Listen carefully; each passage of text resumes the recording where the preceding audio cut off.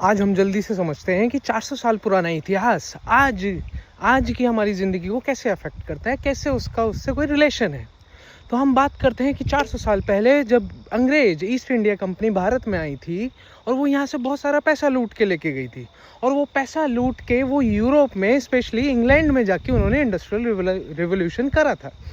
अब हमें ये समझना है कि इंग्लैंड में ही क्यों रिवोल्यूशन हुआ, क्यों इंडस्ट्रियल रिवोल्यूशन इंग्लैंड में ही हुआ, क्योंकि पूरे यूरोप में कुछ ना कुछ कांड हो ही रहा था। वहाँ पे स्टेबिलिटी नहीं थी और सिर्फ इंग्लैंड में स्टेबिलिटी थी। ऐसा क्यों था? क्योंकि यूरोप की कुछ नोबल फैमिलीज़ ने पूरे यूरोप में फूट डालो वाला कॉन्सेप्ट कर रखा था, डिवाइड एंड रूल, और मोस्टली पूरे यूरोप में आतंक था, लड़ाइयाँ थी, क्राइसिस थे, और सिर्फ इंग्लैंड एक स्टेबल जगह थी। और वो स्टेबल क्यों थी? क्योंकि वहाँ कई 100-150 सालों से फ्यूडल सिस्टम चल रहा था। फ्यूडल सिस्टम क्या होता है? फ्यूडल सिस्टम ये होता है कि एक एरिया की सारी ज़मीन राजा की है और सिर्फ राजा उसको ओन करता है, सिर्फ राजा ही उसका मालिक है, और राजा का खुद का एक किला है। उस किले में राजा के चमचे रहते हैं और राजा रहता है, और कुछ ज़मीन राजा के चमचों के पास भी है जहाँ से वो अपना खाना और बिजनेस कर सकते हैं। तो बाकी लोग क्या? बाकी जो आम जनता थी, राजा और उसके चमचों के अलावा जो आम जनता थी, वो थे बंधुआ मजदूर। बंधुआ मजदूर, आप जानते हो क्या होता है बंधुआ मजदूर? तो 80% से ज़्यादा जो पॉपुलेशन थी वो बंधुआ मजदूर थी। तो नोबल फैमिलीज़ के लिए चीप लेबर, जो कभी ऑब्जेक्शन नहीं उठाएंगे किसी चीज़ के लिए, क्योंकि राजा और उसके चमचे उनको मारते थे और उनको ऐसे मजदूर बना के रखते थे। इसलिए सारा पैसा इंग्लैंड में गया और उन नोबल फैमिलीज़ ने इंग्लैंड में इंडस्ट्रियल रिवोल्यूशन करवाया। अब जब इंडस्ट्रियल रिवोल्यूशन हुआ तो किसका फ़ायदा होगा? क्योंकि आमतौर पे 80% से ज़्यादा तो बंधुआ मजदूर थे, तो उनके पास तो पैसे नहीं होंगे। तो जब इंडस्ट्रियल रिवोल्यूशन हुआ तो बिज़नेस करने के लिए पैसा कहाँ से लेना पड़ेगा? वहाँ पे आया बैंकिंग सिस्टम। बैंकिंग सिस्टम कौन कंट्रोल करता था? वही नोबल फैमिलीज़ कंट्रोल करती थी और उनके चमचे कंट्रोल करते थे।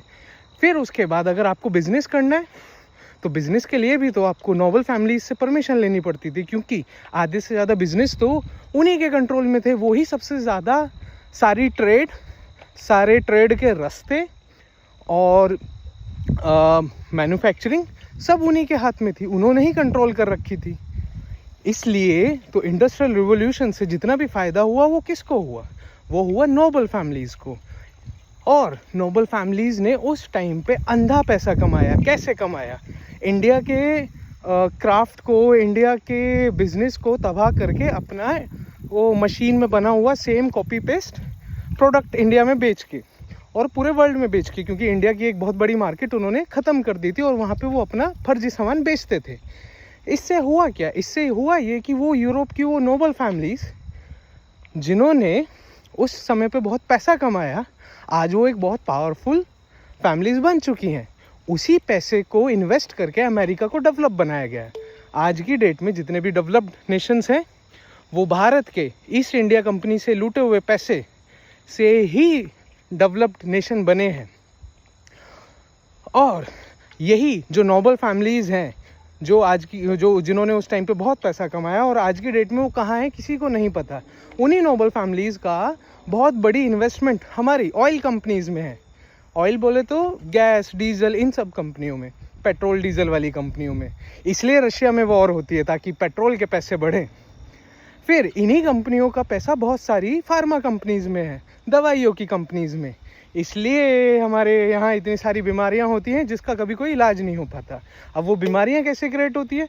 वो बीमारी ऐसे क्रिएट होती है क्योंकि उन्हीं कंपनियों का, उन्हीं नोबल फैमिलीज़ का बहुत बड़ा पैसा एग्रीकल्चर कंपनीज़ में है, जैसे फर्टिलाइज़र वाली, और जेनेटिकली मॉडिफाई जो करती हैं सीड्स को उन कंपनियों में, और वो अपने हिसाब से केमिकल, अपने हिसाब से जीन्स ऊपर नीचे करते हैं और हमसे पैसा कमाने के मौके ढूंढते हैं। चाहे वो बीमारी कह लो, चाहे वो रशिया वॉर करके पैसे, पेट्रोल के दाम बढ़ाने की बात कर लो, चाहे कोविड के टाइम पे अपनी फर्जी वैक्सीन बेच के पैसा कमा लो।